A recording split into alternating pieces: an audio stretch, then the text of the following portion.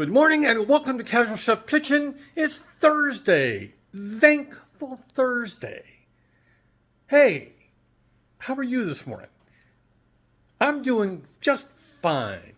All right, last night I prepared creamy Tuscan salmon and spinach mushroom orzo.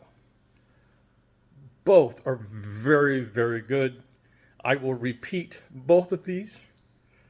I really enjoyed the salmon because of the sauce. The salmon is just a seared salmon with some salt and pepper, and that's it. It's the sauce. It's the Tuscan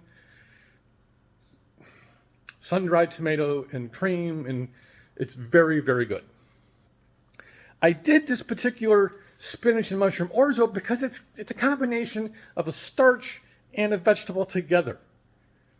It's very good. We have leftovers, and I was hoping on that. It'll probably be my lunch today. Okay, tonight, I'm preparing Phyllo meat pie, also known as Egyptian goulash, not goulash, goulash. It's an Egyptian meat pie. It's very simple. It's obviously phyllo. It's layered, and it looks like yummy goodness. I'm using elk in this recipe.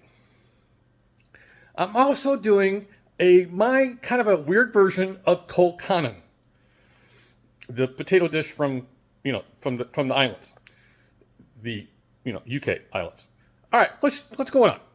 Got some hardware going.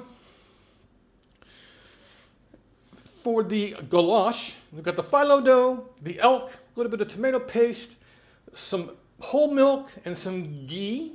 You could use butter, but I'm using ghee. A little bit of olive oil for the saute. Some fresh ground black pepper, some pink salt. It was specifically called out in the recipe. About half a diced yellow onion, ground allspice, ground ginger, and cinnamon, an egg to go with the milk for the egg/milk wash. For the Colcannon, I have some potatoes I've been meaning to use for a little while now. I'm using the rest of the red cabbage, some garlic.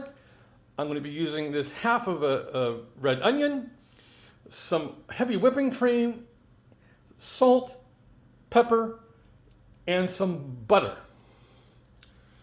So, not too bad today. Fortunately, I'm playing weatherman. The temps today are supposed to be lower than they were yesterday by at least 5 degrees, if not 7-ish, because it was hot yesterday.